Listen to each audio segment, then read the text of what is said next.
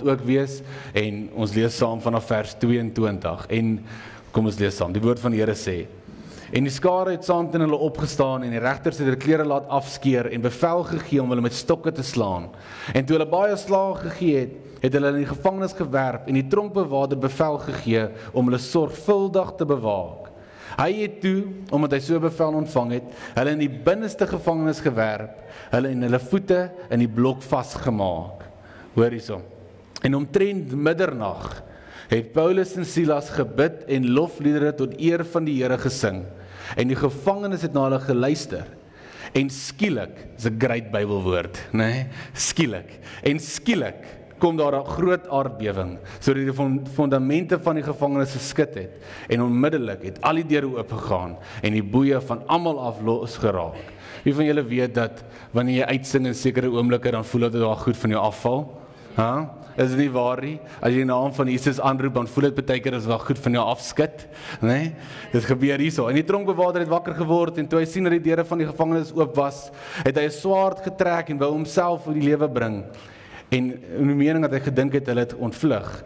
Maar Paulus het met 'n groot stem geroep en gesê, moenie jouself kwaad aandoen nie, want ons is almal hier. Die tema wat ons het vir vanoggend is, ons bly 'n getuie. We stay a witness.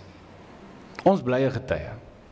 Nou weet jy, sinds die laaste rukkie begin die Here met my praat en oor die wil van God. Alright? En ons het laasweek het ons 'n bietjie gepraat oor hoe ons die wil van God ontdek in die raamwerk van die woord van God, né? En hoe belangrik dit is om jou lewe te bou op die woord en te doen wat die woord vir jou sê. En in hierdie week begin die Here met my praat oor die Heilige Gees challenge my eintlik met hierdie vraag. Hy vra my hierdie vraag, het jy vrede in die wil van God? En ek het eers gedink, wat beteken dit? En soos ek meer tyd op hierdie spandeer, toe begin ek hierdie besef, dat die wil wat die Here het, is nie noodwendig die wil wat ek het nie. Die plan wat die Here het, is nie noodwendig my plan nie. Nee? Ons wil dit so hê, en om eerlik te wees, ons bid, Here, laat U wil geskied. Maar kom ons wees eerlik, ons het al klaar 'n prentjie in ons kop geskep, van hoe ons wil hê dit moet uitdraai. En wanneer dit nie so uitdraai nie, dan begin jy dink, die Here moet teen my wees. Die Here moet teen my wees. Hy kan nie, wat gaan aan? Hoekom? Want ons het al reeds hierdie prentjie geskep vir ons, om te sê, hierdie is wat ek wil hê, hierdie is wat ek eintlik in my lewe soek. Ek bid, Here, laat U wil geskied, maar ek het nie noodwendig die vrede van dit nie. En met hierdie in gedagte, dat die wil van God en my eie wil, begin ek besef dat baie keer is die wil wat ek het, en die planne wat ek het, en die goed wat ek wil bereik, wat ook al het mag wees, is baie selfgecentreerd. Dit gaan oor my. Jy weet, dit gaan oor my toekoms, of my geld, of my familie, of my gesondheid, of wat ook al het mag wees. Nee, dit is baie selfgecentreerd. En alhoewel dit nie sleg is om, jy weet, daai tipe gedoen in jouself lief te hê nie, die wil van God is hierdie, om die koninkryk van God te verbreek. So die wil van die Here is baie meer koninkryk georiënteerd as my en jou wil. Ons wil beïnvloed baie keer net onsself. Die Here se wil beïnvloed ander mense. Hoekom? Want hy is besig om sy kerk te bou. Want hy het 'n plan vir my en vir jou. Hy het 'n doel vir my en vir jou. En sy wil waarin ons wandel, verbreek die koninkryk van God. En met hierdie in gedagte lei die Here my na Handelinge 16 toe. Want in Handelinge 16 is 'n baie interessante storie. Ons het dit nou opgetel waar hulle omslaan met stokke, en dis nie die beste punt om te begin nie. Maar Paulus is nou in Handelinge 16 in 'n stad met die naam van Filippi. Alright? Dit was nie sy eerste keuse nie. Hy wou nie eerstens Filippi toe gegaan het nie. Die Bybel sê, hy wou na Asia toe gegaan het. En julle kan dit saam met ons lees in Handelinge 16 vers 6 tot 7. Dit lees daar vir ons, dat hy wou in Asia gaan preek het, maar die Heilige Gees het hulle gekeer. Toe wou hy na Betania toe gaan, en die Heilige Gees het hulle gekeer. En in al twee gevalle wat hy 'n stap wil neem om iets te gaan doen, wat nie verkeerd was nie, hy wou die evangelie van Christus gaan verkondig, hy wou die woord van God gaan verkondig het. Maar elke keer as hy stapdraai gee het die Heilige Gees hom verhinder. En hierdie week begin ek dink aan, kan ons nie net 'n oomblik vat om vir die Here dankie te sê vir die toedeure nie. Dankie te sê vir daai tye wat hy nie dinge laat toelaat het nie, want dit was buite sy grace, want hy sou nie saam met ons gegaan het nie. En dit was iets wat ons so graag gesoek het, maar dank die Here vir 'n toedeur. Dink net daaraan, hoe goed is die Here om 'n deur toe te maak, want hy weet waartoe dit gaan lei, pas nie in by sy plan nie. En die ding is, hy het iets beters beplan vir my en vir jou. He has something greater in store for Paul as well. So wat gebeur hier met Paulus? Hy wil daartoe gaan, die Here sê nee. Hy sê, alright, nou gaan hulle af. En dan sê hy, alright, kom ons gaan na Betania toe, en die Here sê nee. En hy sê, alright. En hulle beweeg al die pad af na 'n plek met die naam van Troas, en hulle sit daar, en daar kom in 'n droom na hom toe, 'n Macedoniër man, en sê vir hom, kom na ons toe, kom help ons. En die Here kom bevestig in 'n droom vir Paulus, wat is sy volgende tree? Waartoe moet hy gaan? Maar die ding is, Paulus het iets verstaan, my boetie en my sussie. Paulus het iets verstaan, want onthou wat sê die Bybel in Handelinge 1 vers 8. Die woord sê, dat jy sal krag ontvang wanneer die Heilige Gees oor jou kom, en jy sal 'n getuie wees. Jy sal vir my 'n getuie wees. Waar? Judea, Samaria, en die uithoeke van die wêreld. Alright? Ek wil julle moet dit besef, dat in hierdie oomblik was die woord van God nog nooit verkondig in die stad van Filippi nie. Macedonië het nog nooit gehoor van Jesus Christus nie. En as jy vandag gaan kyk op die kaart, dit is maar eintlik in Europa. Hulle het nog nooit gehoor van Jesus Christus nie. Paulus het verstaan dat hy is 'n getuie van Jesus Christus. Maar hy verstaan ook hierdie ding, 2 Korintiërs 5 vers 20. En ek lees dit vir julle in Engels, want dit is my so mooi, hoorie. We are therefore Christ ambassadors, as though God were making his appeal through us. Hoor daar. We are Christ ambassadors. Die Engels sê ons is sy gesante. Afrikaans sê ons is sy gesante, sorry, nee, meng hom bietjie. Sorry, bid vir my, maar in geval, nee. Paulus het verstaan dat hy is 'n getuie van Jesus Christus. Hy is 'n ambassador of Christ. Dit beteken dat waar ook al hy gaan, verkondig hy en verteenwoordig hy Jesus Christus. So dit maak nie saak of die Here vir hom sê, gaan terug Betania toe, of gaan Filippi toe nie, want die doel het vir hom dieselfde gebly, ek gaan om Jesus te verkondig. En my boetie en my sussie, ek weet nie wie dit moet hoor nie, maar dit moet jou doel wees in hierdie lewe. Dat jy moet dit onthou, dat waar ook al jy gaan jy om Jesus te verteenwoordig. Hoekom? Want die Bybel sê, hy leef in ons. Wie is kerk? Is hierdie gebou kerk? Ek en jy is kerk. Waar ons gaan, beweeg die Gees van God saam met ons. En as ons dit nie in gedagte hou nie, dan begin ons optree, nie meer as getuie nie. En wat is die probleem dan? Mense begin kyk, is dit regtig hoe kerkmense optree? Is dit ook 'n kind van die Here optree? Iemand het al ooit gehoor? Gooi jy met 'n klip. Vang jy op die slegste oomblik van jou lewe. Luister dat ek julle vertel, nee? As julle my gevang het, ek en my sussie, laas naweek. Ek wou dit laas naweek vertel nie, maar gaan nou vertel. Ons was Waterfront toe, sy het gevlieg die volgende dag, sy het huis toe gegaan. Alright, sy het begins in hier gaan kyk. So ek moes haar gaan haal het in Mosselbaai, net by the way, en haar lughawe toe vat. Maar ons besluit toe, kom ons maak 'n naweek daarvan, kom ons slaap die Vrydag aand. Ek het nog nooit in 'n hotel geslaap nie. Nog nooit. Ek kom van Zanina. Weet jy waar slaap ek? Ek slaap in 'n tent. Ek in die hotel sien, né? Anyway, of as ons op vakansie slaan, slaap ek op die bank. Dit is nooit 'n bed nie, maar bid vir my is regtig trauma. Maar in elk geval, ons gaan toe na hierdie hotel toe. My sussie stuur vir my die link. Ek kan amper 'n hartaanval, maar ek sê vir haar is reg. Ons sal dit doen. Boek hom toe, ek en sy gaan. Nou boek ek in. Ek voel very fancy. Right? Very fancy. Ek weet nie of julle al in 'n hotel, julle seker al, maar as jy inry, dan skuif hulle 'n cone vir jou. Ek in my lewe nog, as ek 'n cone geskuif het, hulle my beklei. Ek mag nie dit doen nie. Hulle skuif hom vir my. Anyway, stop. Hulle vat my tas. Nie die mooiste tassies, ek was bietjie skaam, maar in en hier gaan ons. Ons gaan in en ons boek in julle. En hulle gee vir jou so 'n kaartjie, nee, lyk soos 'n bankkaartjie, nee, wat jy nou moet gebruik om jou deur oop te maak, nee. Maar nou gee hulle vir my die ding, hulle sê vir my, hierdie is die enetjie wat jy gebruik om jou kamer oop te maak. Ek sê baie dankie, ek sit in my sak. En sy gee vir my nog een, en sy sê vir my, hierdie is die wat jy gebruik by die lift, okay? En dan trek jy hom in, en dan vat hy jou na jou vloer toe, okay? Okay, ek dink hoe moeilik kan hierdie wees. Vat die kaartjie, loop in, julle. Nou is ek en my sussie in die gesprek, nee, keer, ek druk hom in, tik, rooi liggie. Klik, niks, nee. Ander mense kom in, ek is te skaam, ek kan nie, hulle klik gat, ek gaan saam op. Ek bly op vloer 7, ek is op vloer 8, ek wag.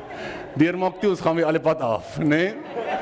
Nou is ek weer op die lobby, nou sê ek vir my sussie, ek weet nie hoe werk hierdie nie, doen weer, klik, niks. Mense kom in, klik, vloer 11, nou sê ek kom, hierdie gebeur seker vir 'n goeie 5 minute, nee, die hele tyd, nee, klik, ander ou kom in, gaan ek op, ek voel te skaam, maar, nee, hierna rukkie te raak ek 'n bietjie geïrriteerd met hierdie kaartjie, en as jy my toegevang het, sou jy nie gesê het, ek is die beste getuie van Jesus Christus nie, nee, want ek was nog nooit so getoets met 'n kaartjie in my lewe nie, nee, my werk het nie, maar sy sê, man, jy doen dit verkeerd, die gat sy, klik, niks, ek sê, ja, lekker, maar in 'n geval, so ons was vir 'n baie lang, die hotel se lift is baie nice, daar gaan jy wil liggie, lekker space, maar, ons het dit weer reg gekry uiteindelik in ons kamer gekom, die aand het ons weer gesukkel, maar dis wat nou gebeur het. En as jy my op daai oomblik gevang het, sê ek julle vandag, dit was nie die beste voorbeeld nie. En ek bely dit, ek is jammer. Maar baie keer raak jy gefrustreerd en dan reageer jy op 'n emosie. Jy raak geïrriteerd, nee, en dan reageer jy op iets. En dan na die tyd dink jy, ja, ek moes nie dit sê nie. Of ek moes dalk nie daai persoon so hanteer het. Ek moes dalk daai situasie bietjie beter hanteer het. En die ding is wat Paulus onthou het, is Paulus het onthou, dat maak nie saak waar hy gaan nie, hy bly 'n getuie. So al gaan ek terug Betanië toe, of al gaan ek Filippi toe, bly ek 'n getuie. Dit maak nie saak nie. Ek bly 'n getuie. En ek lees hierdie storie, want ek dink vir myself, Paulus kon vertroue sit in die plan wat die Here vir hom gehad het. Want toe hy sy lewe vir die Here gee, toe gee hy alles oor. En dis die ding, vir ons as kinders van die Here. Ons as volgelinge van Jesus Christus, die oomblik toe jy jou lewe vir Jesus gee, toe kom lê jy alles neer. Dis nie van, ek lê die Here neer hier, maar ek soek nog steeds my eie wil hier nie. Jy kan nie dit doen nie. Jy kan nie so leef nie. Want daar gaan 'n begeerte inkryp van die vlees wat jy gaan wegvat van die Here af. Jy moet ten volle oorgee aan Jesus Christus. Paulus het ten volle oorgegee. Hy het gesê, Here, hier is ek, stuur my, gebruik my. Sien, die Here het 'n groter plan gehad vir Paulus op hierdie oomblik, want Paulus wou die evangelie gaan verkondig het aan stede in sy omgewing. Maar Jesus wou die evangelie vat na 'n hele nuwe land toe. Hy wou die evangelie vat na Europa toe, waar dit nog nooit was nie. Hoekom? Want die wil van God gaan daaroor om grond vir die koninkryk van God te wen. Wanneer ek en jy in die wil van die Here loop, wen ons grond vir die koninkryk van God. En Paulus, hulle gaan oor, en hulle kom in hierdie nuwe plek aan, en hulle kry 'n vrou daar, met die naam van Lydia, en hulle bekeer haar, en sy en haar gesin word gedoop. En dan loop hulle in die straat, en loop in die straat die een dag, en daar's 'n vrou wat saam met hulle loop, nee, agter hulle aanloop, wat 'n waarsêende gees het. So sy voorspel die toekoms, alright? Maar dit was 'n demoniese gees, dit was nie iets van die Here af nie. En die Bybel sê, in Handelinge 16, die Engels sê, Paul got annoyed. hy was annoyed, hy was oor dit. En hy stop eendag en hy draai om, en hy bestraf die gees in die naam van Jesus Christus, en hy sê, gaan uit, en die gees vlug, en die vrou is vry. Hierdie vrou is vrygemaak van hierdie gees af. En tot op hierdie punt, wat ons hierdie storie lees, dink ons dit gaan redelik goed vir Paulus hulle in Filippi. Want het al reeds 'n vrou bekeer en haar hele gesin gedoop. Hulle het al reeds demone uitgedryf. Dit gaan goed. Maar hierdie vrou was op 'n einde van die dag 'n slaaf vir mans in daai omgewing, wat al gebruik het om geld te maak, om die toekoms te voorspel. Wat al gebruik om geld te maak. En toe Paulus daai gees uitdryf, toe stop hy hulle planne. Toe stop hy die planne wat hulle gehad het. En hy kom en hy breek bietjie dit af, en hy maak dit bietjie ongemaklik. En dis waar ons die storie optel in vers 22, waar hierdie mans vir Paulus gaan aankla, en gaan begin stories opmaak oor hom. En hulle begin hom met stokke slaan. Hoekom? My boetie en my sussie, net omdat jy in die wil van die Here loop, beteken dit nie, jy gaan nie teëstand hê nie. Net omdat jy begin optree volgens die manier hoe die Here wil hê jy moet optree, beteken dit nie, jy gaan nie teëstand kry in hierdie pad wat jy stap nie. En ons te veel mense wat vir jou gaan sê dat as jy Jesus aanneem, is dit sunshine and rainbows. Luister, dit gaan eendag dit wees as ons in die hemel is. Maar hierso is ons in 'n oorlog. Ons is in die weermag van Christus ingeneem, as getuie van Jesus Christus. Dit is nie altyd maklik nie. En wie ook al vir jou sê, dit is altyd maklik, ook vir jou. Dit is nie maklik nie. En die rede hoekom die vyand ongelukkig raak met Paulus hulle op hierdie oomblik, is want Paulus is besig om grond te wen vir die koninkryk van God. En die oomblik wanneer jy dit begin doen, hou die vyand nie daarvan nie. En hy sal enigiets sê om jou te keer om in die wil van die Here te loop. Hy sê enigiets sê om jou te keer, om die wil van God te keer. Enigiets. Hy is die een wat jou aankla. Hy is die een wat vir jou kom jok. Hy is die een wat vir jou al hierdie dinge kom sê. En wat gebeur in hierdie oomblik met Paulus hulle, is in vers 22, hulle begin om met stokke slaan.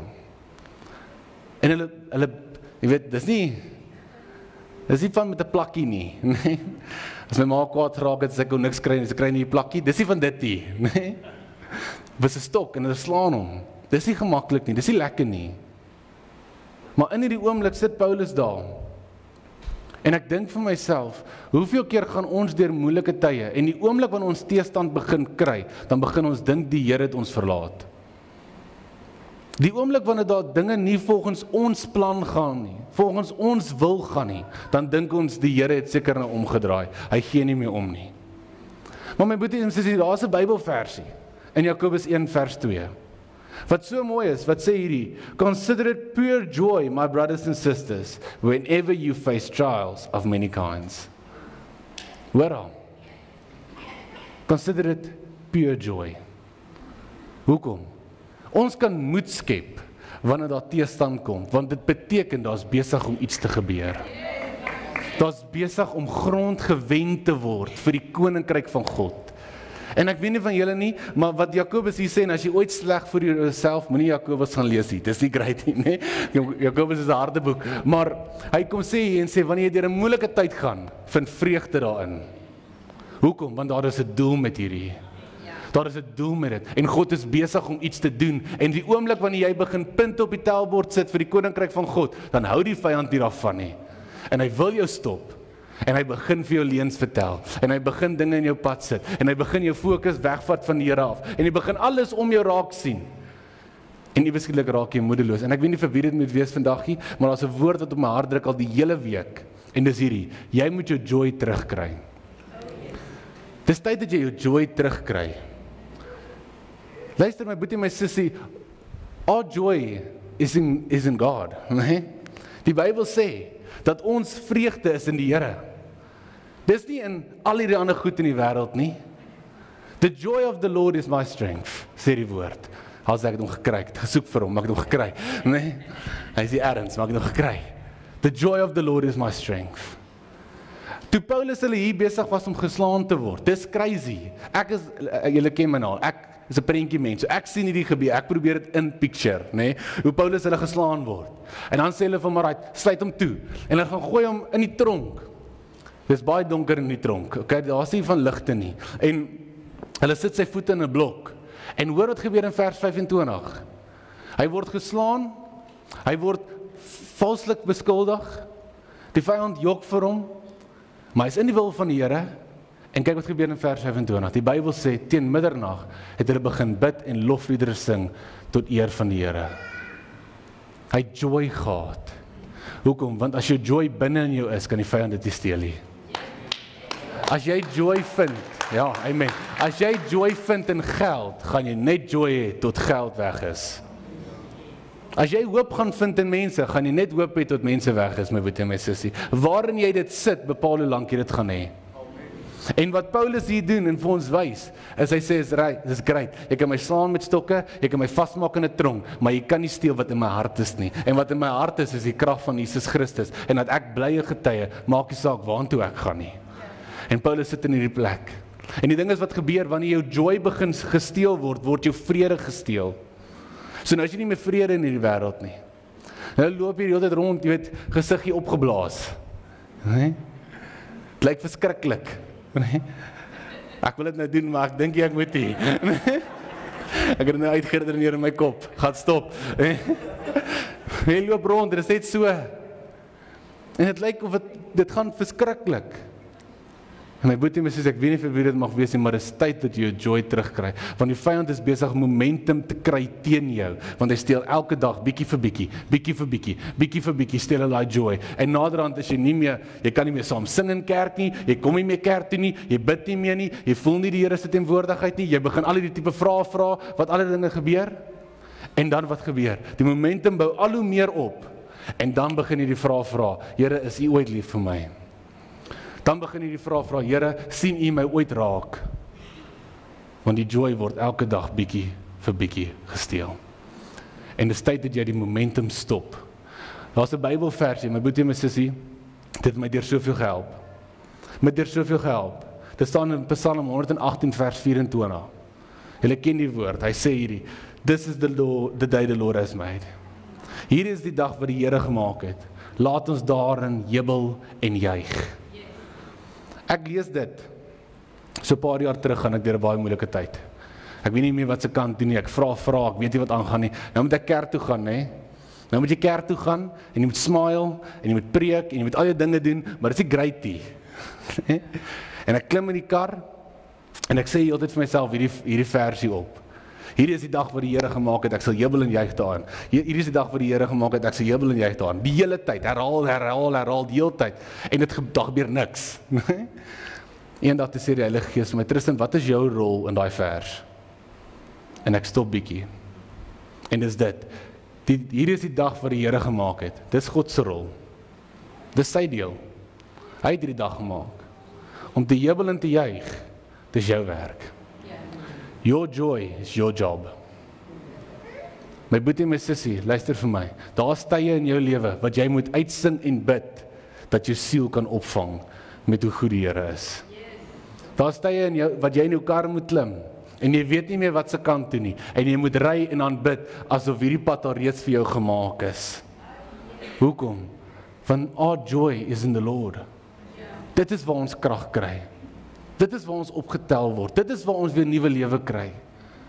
Jy moet jou werk doen en jou werk is, ek gaan hier in jubel en juig. Ek gaan 'n rede kry vandag om vir die Here dankie te sê. Ek gaan 'n rede kry vandag om op my knieë te gaan en te sê, Here, U is goed. Al is daar 10,000 goed verkeerd, kan ek jou waarborg, jy gaan een ding kry, wat jy oor kan dankie sê. My boetie en my sussie, jy moet die momentum breek wat die vyand bou. En hoe jy dit doen, is jy begin daai rol inneem. Om te sê, Here, ek soek daai joy terug. Hoekom? Want dit confuse hom. Ek het altyd gesê, toe ek nog deur dit gaan het, ek gesê, ek vyf it, nee, jy weet ons ek fake it till you make it, ek het gesê, ek vyf it till I make it, nee. So ek het gegaan, ek het gesing, julle wil nie weet nie, ek sing, in die goedheid van die Here in, en ek voel dit in my hartie, tot dit begin voel. Nou, môre voel ek dit weer nie, dan doen ons dit weer. Dan kry sulke oomblikke. Eendag toe sit ek by die pastoor daar en ek pak af en ek gaan aan en ek gaan huis toe en ek pak af op my ma en ek gaan aan en my ma sê vir my, Tristan, pas op om die hele tyd te wend, because when you vent, you invent. Nee, my gevang. Want die hele tyd as ek moan oor iets en kla oor iets en praat oor iets en die hele tyd aangaan oor iets die hele tyd, dan begin ek iewes skielik scenario's in my kop skep wat nie regtig bestaan nie. En dit is die leuns van die vyand. Hy begin jou vasvang. Jy is nie goed genoeg nie. Dit gaan nooit verander nie. Jy gaan dit nie maak nie. Allerhande dinge soos dit begin gebeur. En partykeer moet jy net stop en dit na die Here toe vat. Paulus sit in hierdie tronk, my boetie en my sussie, en hy sing uit na die goedheid van God toe. Want die Here het die dag gemaak, hy moet jubel en juig. En hy jubel en juig. En hy sit in hierdie plek en hy roep die Here aan. Maar ek lees hierdie versie oor en oor hierdie week en ek besef dat die Romeine het 'n fout gemaak. Hulle het 'n fout gemaak. As jy hierdie storie gaan lees, hulle het 'n fout gemaak. Want lees gou weer vers 25. Vers 25 sê die volgende: Omtrent middernag het Paulus en Silas gebid en lofliedere tot eer van God gesing. Wat dink julle is die fout in hierdie vers wat die Romeine gemaak het? Hulle het vir Paulus en Silas saamgesit. My boetie en my sussie, die Bybel sê Matteus 18 vers 20, waar 2 of meer in my naam vergader, daar is ek in hulle midde. My boetie en my sussie, ek weet nie hoe jy dit nie besef nie, maar hier is die ding, nee? Ons het kerk nodig. Hoekom? Kerk gaan jy nie red nie, maar dit gaan jy help. Dit gaan help. Daar's iets wat gebeur as ons so by mekaar kom. Daar is krag wanneer mense vergader in die naam van Jesus Christus. Daar is krag wanneer jy werk toe gaan en jy lê jou werk neer by die voete van Jesus en hulle staan in 'n ooreenkoms en te sê ek wil vandag die Here se naam groot maak. Sien, wanneer die vyand jou kan begin isoleer, dan kan hy met jou begin speel. Dan begin hy iewers skielik met jou dinge praat en leuns in jou kop sit en wat ook al. Maar die oomblik wanneer ons by mekaar kom, die oomblik wanneer ons saam die Here se naam kan groot maak en saam kan ooreenstem oor iets en die Here begin aanroep en saam by mekaar kom op 'n Sondag of waar ook al dit mag wees. Wanneer ons dit begin doen, is daar krag, want die Bybel sê waar 2 of meer vergader, daar is ek in hulle midde. Daar is ek. Romeine het 'n fout gemaak om Paulus en Silas by mekaar te sit. En hy het 'n fout gemaak om vandag kerk toe te laat kom. Laat ek jou vertel, nee, jy gaan nuwe moed kry. As jy hier uitstap, as jy 'n nuwe mens, hoekom? Want dis krag. Dis nie ons nie, dis nie 'n mensgemaakte ding nie, dis die Heilige Gees. Dis hoekom hierdie gemeente, hierdie kerk behoort aan Jesus Christus. Ek en jy behoort aan die Here. En Paulus hulle begin sing en hulle begin al die goed doen en ek lees hierdie storie en hulle begin bid. Alright? En Paulus hulle bid en ek vra toe vir myself die vraag hierdie week en ek het 'n teorie rondom dit. Okay? Wat het Paulus hulle gebid in hierdie oomblik? Want wat sal ek en jy bid as jy nie dronk is? Jy weet, Here kry my uit. Here kry my uit. Ek weet nie iets vir Petrus uitgekry, kry my uit. Ek weet nie, nee. Jy weet, kry my uit. Maar nou moet ons onthou dat Paulus weet hy's 'n getuie. En ons moet onthou dat Paulus weet dat hy is in die wil van die Here op hierdie oomblik. Hy loop in die wil van die Here nou. En ek dink, en ek gaan dit nou vir julle wys hoekom ek dit sê, ek dink Paulus se gebed was nie Here kry my hier uit nie. Ek dink Paulus se gebed was Here kry my hier binne. Here kom hier in.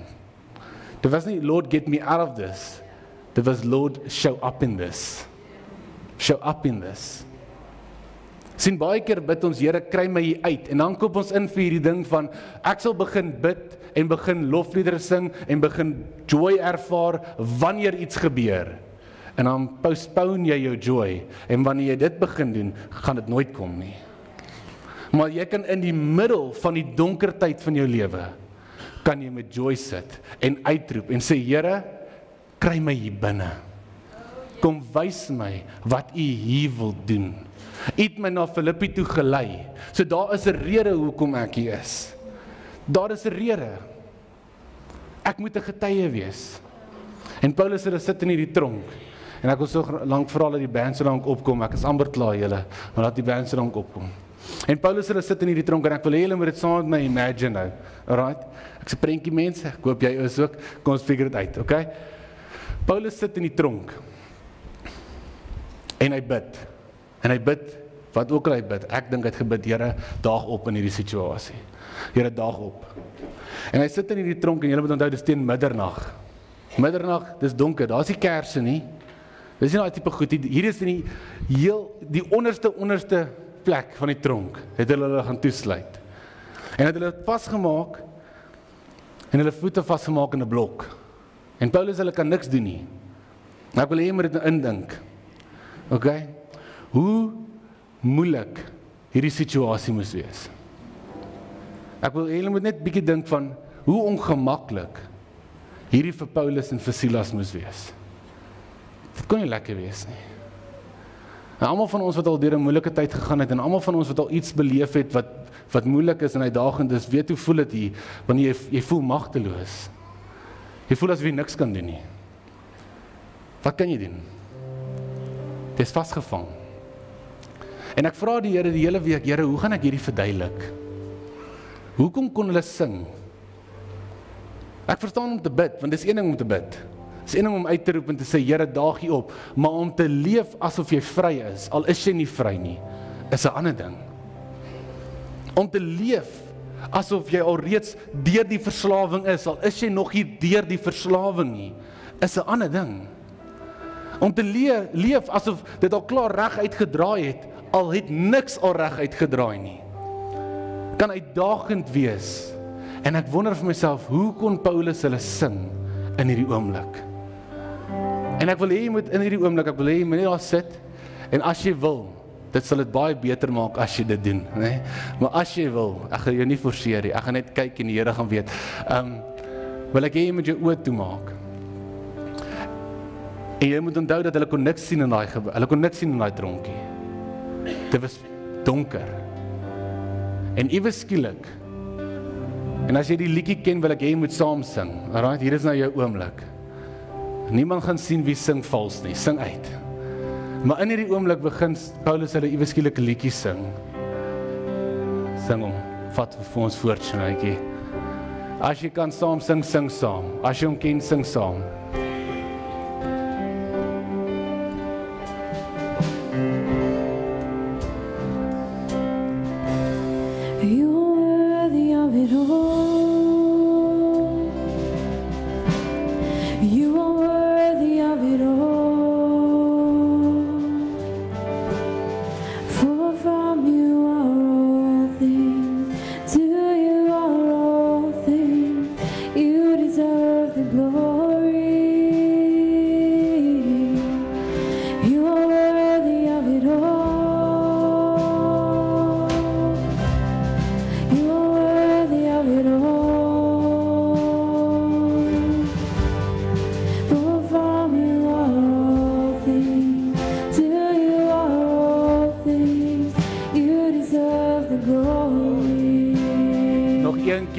Nog een keer julle, sing dit uit.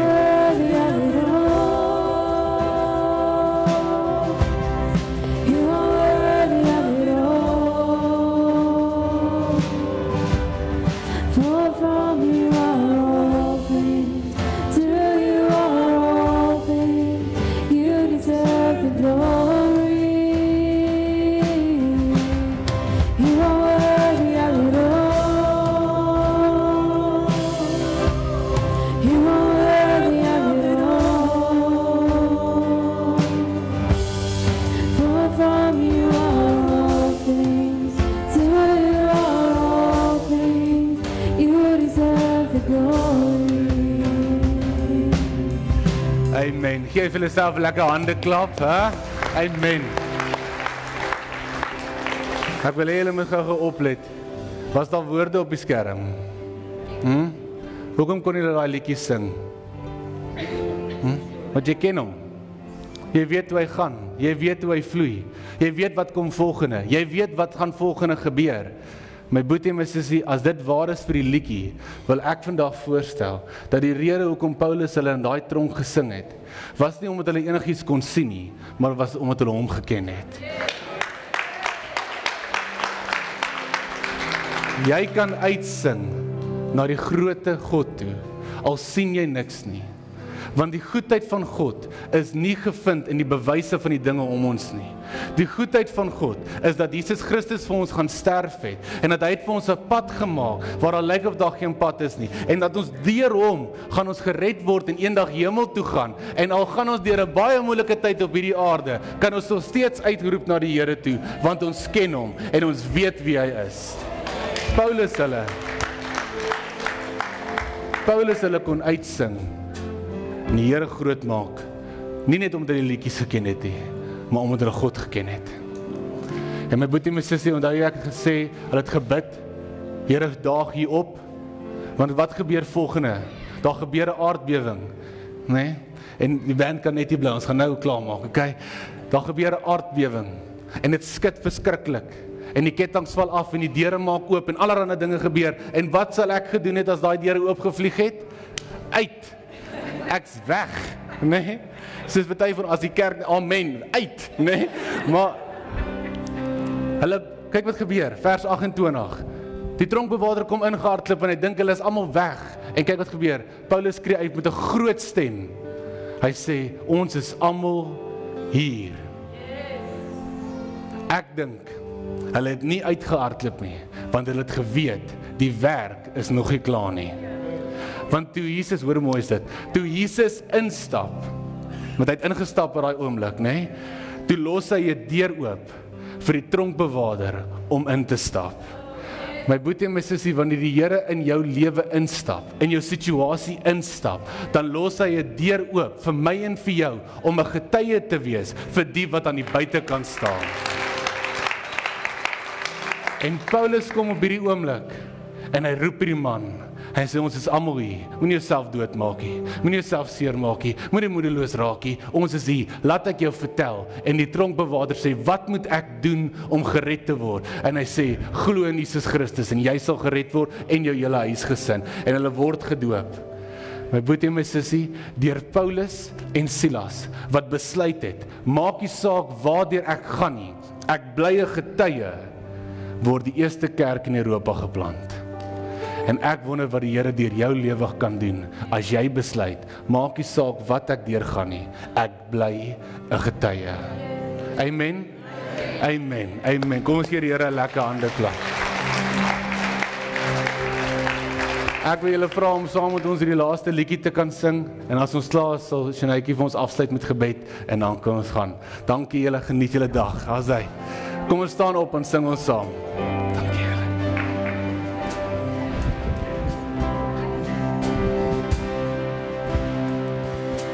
Day and night and day, let incense arise.